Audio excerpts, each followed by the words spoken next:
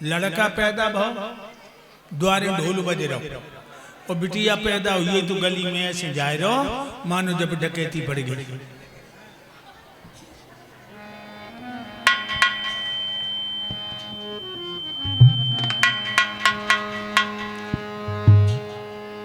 बेटों का सम्मान जग में बेटी का सम्मान नहीं। अदमापुर वाले हमें बता दो लड़की क्या इंसान नहीं। अदमापुर वाले हमें बता दो बेटी का सम्मान नहीं। हमें बता दो बेटी का सम्मान नहीं। बेटी बेटों का बड़ा सम्मान। एक बात बताऊं, बहनाओं बातें कर रही हो तुम, बहुत गंदी बात। भगवान की कथा में बात करना पाप लगता है।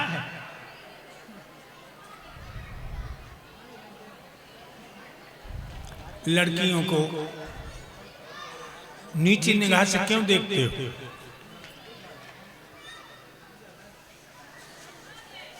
लोगों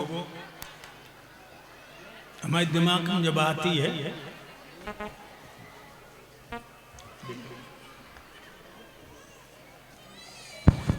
मशीन दरबकने लगा।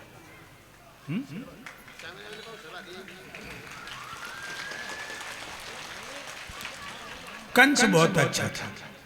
कंस माने देवकी के ललाटा मारे जब पैदा हुई है। आजकल के कंस तो जन्म ना लेन देते। अल्ट्रासाउंड में देखा लड़की है, पेटे में हत्या कर दे। क्यों क्यों हत्या करते हो? दामाद ना ढूंढना पड़े, दहेज ना देना पड़े। इतने पंडाल में बैठे हो, खड़े होकर के कहो कि हमारी 6 लड़कियां थी हमें गरीब कर गई। कोई लड़की गरीब करने नहीं आती। लोगों बेटियों की हत्या मत करो। बेटी बचाओ, बेटी पढ़ाओ। बहुत कमी आ रही है लड़कियों की। सबसे ज्यादा हत्या हरियाणा में है विजेंद्र भैया। हरियाणा में 100 लड़काएं तो 50 लड़कियां, और राजस्थान में 100 लड़काएं 58 लड़कियां। तो उत्तर प्रदेश में कितनी कमी है जानते हो? 100 लड़का है तो 63 लड़कियां। अब जो 37 लड़का दूल्हा बन के बारात लेके कहां जाएंगे बोलो? अगर 10 साल तक लड़कियों की यूं ही हत्या होती रही तो भाइयों बेटियां ढूंढने नहीं मिलेंगी। याद रखो, इसलिए बेटियों को बचाओ, इन्हें न मारो। हम देख रहे हैं लड़कियों की ममता। अभी हम कथा कह रहे थे बेवर के पास में, जब गद्दी पे से उतरे तो लड़कियां पीछे भागी। 10 साल से 18 साल तक की बेटियां भाग रही और गाड़ी के सामने खड़ी हो गई। गाड़ी रोको। गाड़ी रोकी, अपने मोबाइल ऐसे करके, ये देखो स्वामी जी, ये देखो स्वामी जी। गाड़ी थोड़ी चलाई, ये लड़का चला रहा। सो लड़की बोली, सुन गाड़ी रोक, नहीं मत जाइए। जब बोली लड़की, मैंने कहा गाड़ी रोक दे। या कहूँ अंगेला गिर पड़ी तो एक बिटिया कम हो जाए, बेसुध कमी रोज। तो सच कह रहे भक्तों, बस लड़की जाते बोली गाड़ी रोक देना, ही मत जाइए। देखिए बेटियों की ममता। हमने गाड़ी रोकी, नीचे उतरे, सब बेटियों ने हमारे साथ अपनी फोटो खिंचवाई। बड़ी खुशी हुई मुझे कि हे भगवान, ये बेटियां मेरे देश में धरोहर है, मेरे परिवार में धरोहर है। तो मेरे भाइयों बेटी बचाओ। अरे बेटी न होती तो हम और आप न होते, और हम और आप न होते तो हमारे तुम्हारे बाप न होते। इसलिए आज रानी पवन रेखा कोई औलाद नहीं हुई। मासिक धर्म से निवृत्त होकर एक दिन उसने स्नान करके कपड़े बदले, 16 श्रृंगार करके आंगन में बैठ गई। महाराज का पदार्पण हुआ। हालांकि महाराज ने महारानी को रोज ही देखा था। आज चेहरे की फपन महाराज के मन को भा गई। कहने लगे, देवी बड़ा श्रृंगार करके बैठी हो, क्या इरादा? पवन रेखा कहने लगी, पिया मैं सोचती हूं जंगल में चलूं, जंगल की पावन हवा का पान करूं, संत महात्माओं की कुटिया पर चल करके सत्संग की गंगा में डुबकी लगाऊं। महाराज कहने लगे, हे प्रिय, दिल तो मेरा भी चाहता मैं तुम्हारे साथ चलूं, लेकिन कल कई मुकदमे अधूरे छोड़ दिया, निपटाने हैं, तो मेरा 4 घोड़ों वाला रथ लिए जाओ, संग की सहेलियों को लिए जाओ, संत महात्माओं के दर्शन करके आओ। रानी पवन रेखा 7-8 लड़कियों को लेकर रथ में बैठ गई। एक लड़की रथ हाँक रही है। जब जंगल में पहुंची तो जंगल की शोभा तुम्हें कैसे बताएं। मौसम बाहर कदम कदम पे गुलजार कर रहा है। पुरबाई की हवा रानी का दुपट्टा लेके उड़ती है, तो ऐसा लगता है मानो संग की लड़कियां ठिठोली कर रही हैं। पपिया की प्यू प्यू पिया के बोलों की याद दिला रही है, कोयल की कूकू अनंग जगा रही है। वह मस्त मौसम को देख करके पवन रेखा रथ में से कूद गई। तो मेरे भक्तों, वो लड़कियों कूद गई। पवन रेखा हुई पूरब की तरफ और लड़कियां हुई पश्चिम की तरफ। इतनी मस्त हो गई वह मौसम में, न लड़कियन को पता लगा कि रानी हमसे अलग हो गई, और न रानी को पता लगा कि हमारी हमजोलियां हमसे दूसरी तरफ चली गई। बहुत दूर निकल गए, हमारे समझो 4-5 खेत दूर निकल गए। जंगल में बड़े बड़े जानवर, शेर, भेड़िया, बंदर, भालू, अजगर, चीते, लकड़भग्गा, जानवरों को देख पवन रेखा कांपन लगी और चीखन लगी, दीदी हमें बचाओ, जो सांप मेरी तरफ आए रहो, दीदी जल्दी आओ, जो भेड़िया मेरी तरफ आए रहो, दीदी जल्दी आओ, जो बंदर मेरी तरफ लपक रहो। लेकिन लड़कियों को फासला हो गया। तब तक दुर्मिलक नाम का राक्षस आ गया, और वह राक्षस ने पवन रेखा के यौवन को देखा। पापी की आंखों में वासना आ गई। उसने पवन रेखा के पिया उग्रसेन का रूप बना लिया। पवन रेखा आंखें बंद करके चीख रही है, जो बोला, बबर शेर की पत्नी होकर भेड़ियों से डर गई है। जो पवन रेखा देखो, बाने नहीं जानी जो मेरे दूल्हा ना है। बाने सोची हम चली आई, इनको मन नहीं लगे जो मेरे पीछे पीछे चले आए। और का बोलो कुत्ता, मिठ बोला, बोला प्रिय रुदन मत कर, हाजिर है तेरा रखवाला, मेरे सन्मुख तुझको देखे है कौन भला हिम्मत वाला।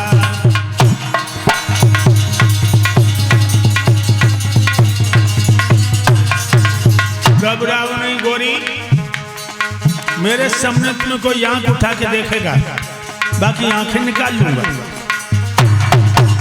बोली ना समझ पाई कि जो मिठ बोला मेरा दूल्हा ना है, और क्या बोला कमीना।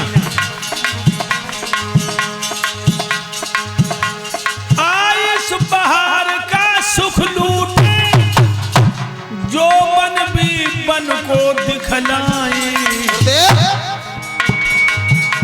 जो बन के खिले हुए गुल हैं, जो बन से इनको शर्माए।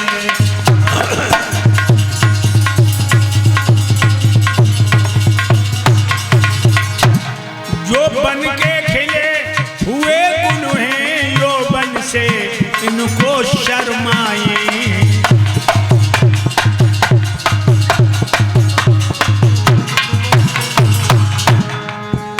कैसा सुंदर मौसम है। ऐसे मौसम में तुम्हारी गोदी खाली, आज बांझपन का नाम मिटा दूंगा, तुम्हारी गोदी भरूंगा।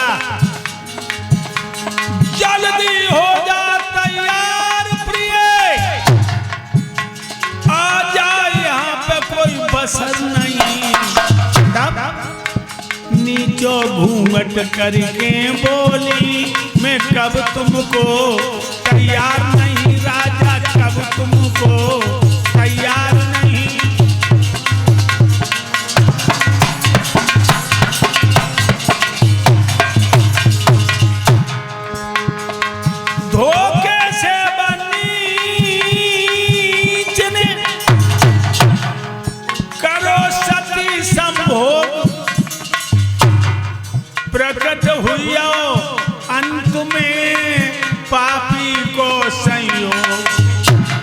मेरे भैया, धोखे में दुश्मन ने पवन रेखा की इज्जत को लूट लिया।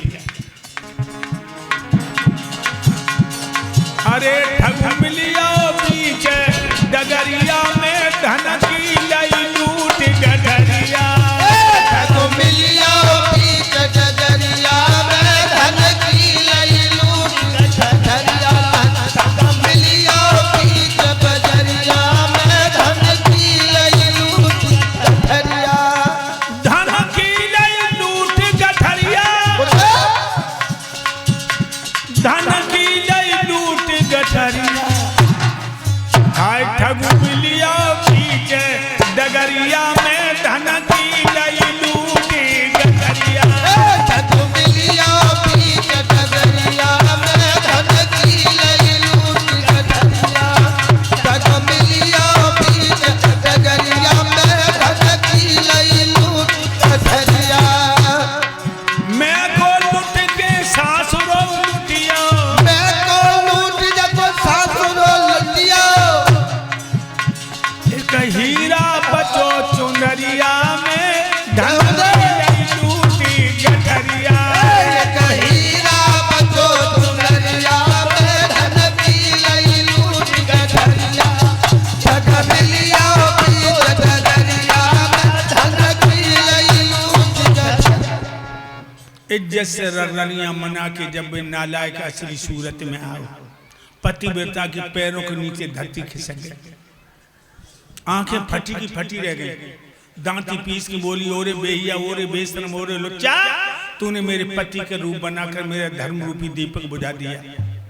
अगर मेरा धर्म न गया होता मैं जला के तुझे राख कर देती। बोल कमीना, तू ही मेरे ऊपर था, मैं अपने पिया को मुंह कैसे दिखाऊं। इतना कह करके भक्त तो हाथ से मुंह ढककर फपक फपक के रोने लगे। राक्षस कहने लगा, गोरी तुम्हें बड़ा दुख हुआ।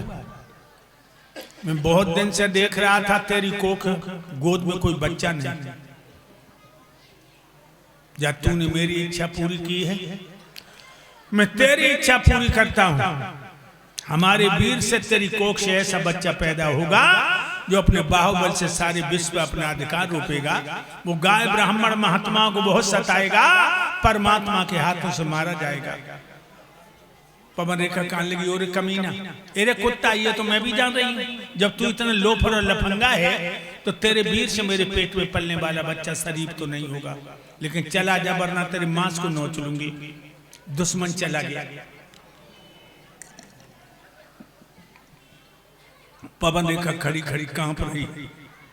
तो वो लड़कियां आएगी जो दूध चली गई। एक लड़की बोली, अरे महारानी आपको क्या हो गया, आप रो क्यों रही हैं? आपकी साड़ी धूल में कैसी छन गई? साड़ी धूल में कैसे छन गई? ये होठों की लाली गालों पर कैसे आ गई? लट बाली में कैसे उलझ गई? कई बातें कर डाली। लेकिन पवन रेखा ने हकीकत छुपा दी। अभी एक बात हमने तुमसे कही थी, याद है तुम्हें, कि मैं को लुट के सासुरो लुटिया, एक हीरा बचो चुनरिया। तो कौन सा हीरा बचा?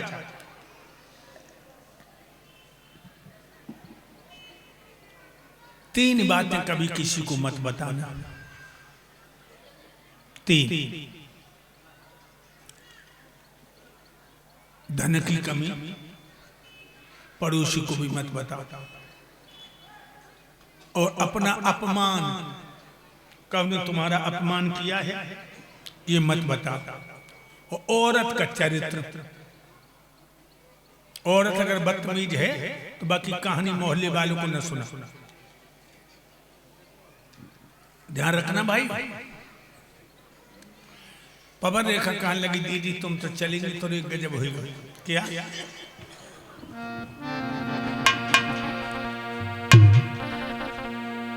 एक हट्टा कट्टा सा बंदर मेरे थप्पड़ गाल में मार गया।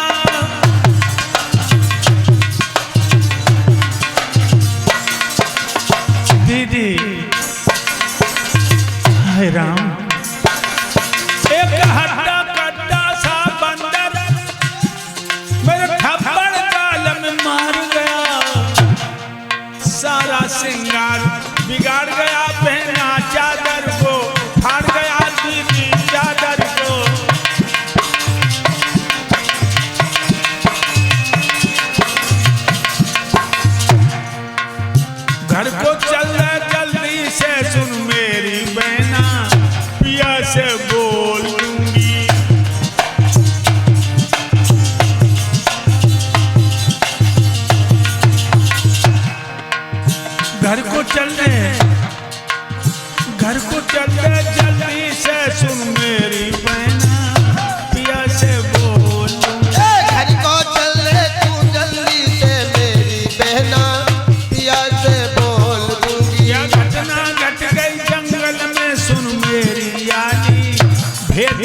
खोल क्या घटना घट गई जंगल में ये ओले आली पिया के खोल दूंगी।